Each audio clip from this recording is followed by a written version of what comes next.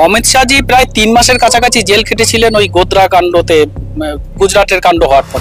BJP মানে সংবিধান বিরোধী। আর এখন তো নতুন সংযোজন হয়েছে, নরেন্দ্র মোদী ভোট চোর।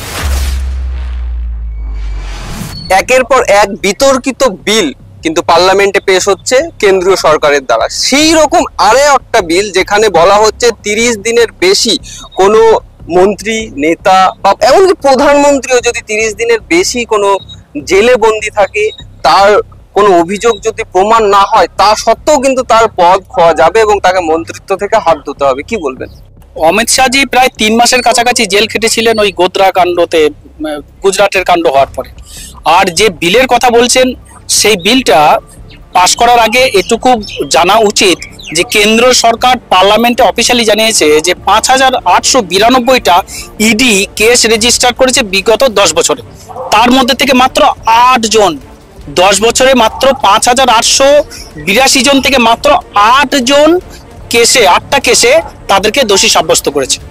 তাহলে বাকি তারা কিন্তু সকলেই কিন্তু এখনো কেস লড়ে যাচ্ছে, তারা নিজেকে নির্দোষ প্রমাণ করার চেষ্টা করছে, এই অবস্থায় রয়েছে। যদি এটা করতে হয়, অ্যামেন্ডমেন্টে এটাও আনা উচিত ছিল, যেটা অভিষেক বন্দ্যোপাধ্যায় বারবার দাবি করেছেন, যে ঠিক আছে 1 মাস করো, 1 মাস কোনো নেতা যদি জেলে থাকে তার পদ বাতিল হোক, কোনো আপত্তি নেই, কিন্তু দোষী প্রমাণিত করে 1 মাসের মধ্যে সেই নেতাকে দোষী প্রমাণিত করে তার পদ বাতিল করা হোক। যদি 1 মাসের মধ্যে তাকে দোষী প্রমাণিত করতে না পারে, যে অফিসাররা বা যে দপ্তর তাকে গ্রেপ্তার করবে তাকেও তার ডবল শাস্তি পেতে হবে। যদি 1 মাসের জন্য সেই আধিকারিক বা সেই নেতা জেল খাটে, 2 মাসের জন্য সেই ইনভেস্টিগেশন অফিসার তার 2 মাসের জন্য তার জেল খাটতে হবে। অর্থাৎ এই কন্ডিশন দেখে করুক, চ্যালেঞ্জ করে। আরে ভারতের গণতন্ত্রকে মানছে না, সংবিধানের 4টে স্তম্ভ, 4টে স্তম্ভের মধ্যে তো দ্বিতীয় স্তম্ভ হলো জুডিশিয়ারি। এরা জুডিশিয়ারি বিচারটাকে তুলে দিতে চাইছে, এ তো আদালতের উপর হস্তক্ষেপ করছে, আইনের উপর হস্তক্ষেপ করছে। অর্থাৎ তারা সংবিধান মানে না। বিজেপি মানে সংবিধান বিরোধী। এটা আমরা দীর্ঘদিন ধরেই যা বলে এসেছি এবং প্রমাণ দিয়ে এসেছি। আজকে নতুন করে প্রমাণ পাওয়া গেল বিজেপি মানে সংবিধান বিরোধী। তার কারণ বিজেপি ভারত স্বাধীনতার হওয়া আগে থেকে বিজেপি সংবিধানকে মানে না, বিজেপি তেরঙ্গাকে মানে না, 3টে রঙের যে পতাকা তেরঙ্গাকে মানে না। এমনকি বিজেপির যে বংশধর হিন্দু মহাসভা আরএসএস, তারা এই কুইট ইন্ডিয়া মুভমেন্টকেও তারা অ্যাকসেপ্ট করেনি। তারা ইংরেজের সাথ দিয়েছিল কুইট ইন্ডিয়া মুভমেন্টের বিরুদ্ধে। অর্থাৎ এই বিজেপি যারা বংশধর তারা ভারত বিরোধী, তারা সংবিধান বিরোধী। কারণ সংবিধান কেন, বাবা সাহেব ভীমরাও আম্বেদকর তিনি দলিত পরিবারের সন্তান, তিনি সংবিধান লিখেছেন, তাই এরা তারা সংবিধানকে মানবে না। কিন্তু তারা তো বলছে দুর্নীতি মুক্ত ভারত হবে যদি এই বিলটা পাস হয়ে যায়। দুর্নীতি মুক্ত ভারত করতে গেলে তার যে মন্ত্রিসভায়, তার মধ্যে 28 জন এমপি, মোদী সাহেবের মন্ত্রিসভার 28 জন এমপির বিরুদ্ধে, তাদের মধ্যে যে অভিযোগ, 28 জন এমপির মধ্যে প্রায় 9 জনকে দুর্নীতির অভিযোগে তাদেরকে অভিযুক্ত করা হয়েছে।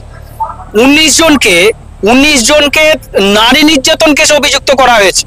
আগে তো মন্ত্রিসভাটাই থাকবে না নরেন্দ্র মোদীর, টোটাল মন্ত্রিসভায় যারা রয়েছে তারাই তো দুর্নীতিগ্রস্ত।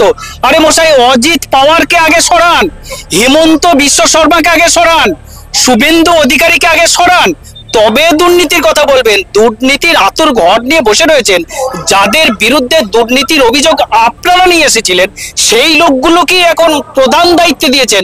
কোথাও আসামের চিফ মিনিস্টার দুর্নীতিগ্রস্ত লোক, কোথাও অজিত পাওয়ার দুর্নীতিগ্রস্ত লোক, তার সাথে 10 দিন আগে অজিত পাওয়ারকে গালাগাল দিয়েছে, 10 দিন পরে তার সাথে বন্ধুত্ব করছে।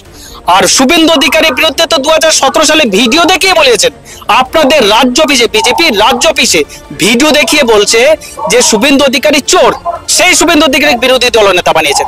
মশাই, আগে নিজেদের দিকটা দেখুন, কাদেরকে বসিয়ে রেখেছেন, এগুলোকে আগে তাড়ান, এগুলোকে আগে ইডিকে দেখে পাঠাক, পরে তো দুর্নীতির বিরুদ্ধে কথা বলবেন, তবে তো মানাবে আপনাদের। সব চোর নিয়ে, ডাকাত নিয়ে ঘুরে বেড়াচ্ছেন। আর এখন তো নতুন সংযোজন হয়েছে, নরেন্দ্র মোদী ভোট চোর। সে নাকি ভোট চুরি করে এখানে এসেছে, এসআইআর এর মাধ্যম দিয়ে আবার ভোট চুরি করতে আসছে। তাহলে কি এই যে ভোট চোর বা এরকম একটা স্লোগান চলছে, এই সমস্ত কিছুকে ধামাচাপা দেওয়ার জন্য এরকম একটা বিল, নাকি বিরোধীদের আরো বেশি করে দমিয়ে দেওয়ার জন্য এরকম একটা বিল? এসআইআর এ স্পেশাল ইন্টেনসিভ রিভিশন বিহারের যে অ্যামেন্ডমেন্ট গুলো মহামান্য সুপ্রিম কোর্ট করতে বলেছে ইলেকশন কমিশন অফ ইন্ডিয়াকে, আসলে ইলেকশন কমিশন অফ ইন্ডিয়ার যিনি কমিশনার, যিনি চেয়ারপারসন, আসলে তার পরিচয়টাও তো জানতে হবে। দেখুন এখন হচ্ছে টোটাল ডবল তে খেলা চলছে। ডবল ইলেকশনকে জেতানোর জন্য ডবল কে কাজে লাগাচ্ছে। একটা হচ্ছে ইলেকশন কমিশন অফ ইন্ডিয়া, আর একটা হচ্ছে এনফোর্সমেন্ট ডিরেক্টরেট ইডি, আর একটা ইলেকশন কমিশন। এই ডবল এই যে ইলেকশন কমিশন অফ ইন্ডিয়ার যিনি এখন প্রধান যিনি রয়েছেন, তিনি কে? অমিত শাহ দপ্তরে এই যে জ্ঞানেশ কুমার সিং, অমিত শাহ দপ্তরে তিনি সচিব ছিলেন। তিনি রাম মন্দিরকে তৈরি করার জন্য প্রধান উদ্যোক্তা ছিলেন। এমনকি রাম মন্দির প্রতিষ্ঠা করার জন্য যা যা সহযোগিতা করার উনি করেছেন, রাম মন্দির প্রতিষ্ঠা, রামের মূর্তি প্রতিষ্ঠা থেকে শুরু করে রাম মন্দিরকে বিচার পাইয়ে দেওয়ার জন্য সহযোগিতা, টু জেড অমিত শাহ দপ্তর থেকে তিনি এই সহযোগিতা করে এসেছেন। তাকে প্রমোশন স্বরূপ ইলেকশন কমিশন অফ ইন্ডিয়ার দায়িত্বে বসানো হয়েছে। তাহলে তিনি বিজেপির কথা বলবে নাকি ইন্ডিয়া জোটের কথা বলবে? তো যেরকম কাক তো কাকের আওয়াজই বেরোবে, কাকের মুখ দিয়ে কি কোকিলের আওয়াজ বেরোয় না? অর্থাৎ তুমি তো কাকে কা কা কা কা করেই তো ডাকছে, সেটাই তো মোদির হয়ে কাজ করছে। মোদি কমিশন অফ ইন্ডিয়া হয়ে গেছে, ইলেকশন কমিশন অফ ইন্ডিয়া নেই।